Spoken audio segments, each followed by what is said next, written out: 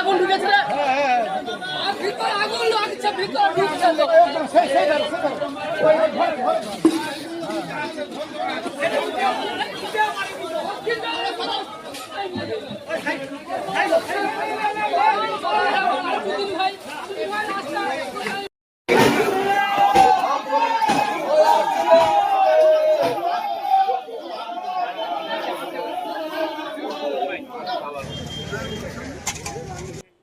আমরা যখন খবরটা পেয়েছি তখন প্রায় 2:30টা নাগাদ।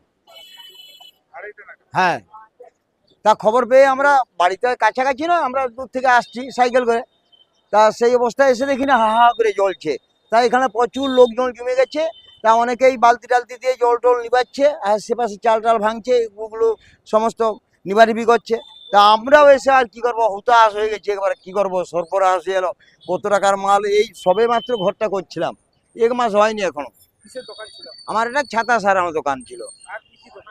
এখানে ওই পাশেটা ওইটা ছিল ফল দোকান, এখানে ছিল ফল দোকান, সেখানে ছিল খাবার দোকান, মুড়ি ঘুগনি চপের দোকান, 4টে দোকান একবারে তো শেষ। তারপর অনেক পরে থানা এলো, তারপরেও এই আসছে, ওই দমকল এসছে। তাই এসে ওই তখন তো মোটামুটি আগুন তারাও আজ তো আনছে। তার আগে স্থানীয় লোকেরা যারা ছিল এখানে সবাই বালতি টালতি দিয়ে জল টল দিয়ে এগুলোকে নিবানিবি করছে। তা কি আর হবে, আর কিছু তো করার উপায় নেই।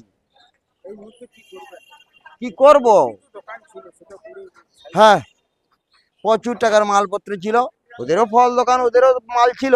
তা আমার এই তো বর্ষার সিজনের ব্যবসা, ছাতা ম্যাচিস লাইট ফাইট করে প্রচুর টাকার মাল তুলে আনছিলাম, কিন্তু সবই তো শেষ, কিছুই তো বেরোয়নি। আমার বাড়ি উত্তর চমারাচক। আমার নাম দুলাল অধিকারী। আতঙ্কের মধ্যে রাত্রে যখন আমরা ফোন পাই, রাত্রি 2:40-এর সময়, এবং বাড়ি থেকে আমার ঘরের লোকজন বালতি নিয়ে আসে।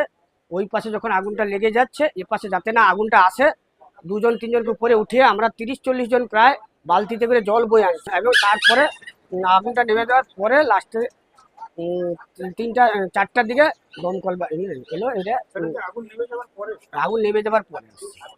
আগুনটা নেমে যাওয়া, তারপরে আগুনটা স্থিতি হতে জল দিচ্ছে, তখন তার লাস্টে আসছে। আর কিছু নেই, আমার সহযোগিতা করে দোকান রক্ষা করেছে। আমি তাদেরকে 100 কোটি নমস্কার এবং প্রণাম জানাই। বুদ্ধদেব শাসমল। আগুন ঢুকেছে রে। আর ভিতরে আগুন লাগছে, ভিতরে ঢুকছে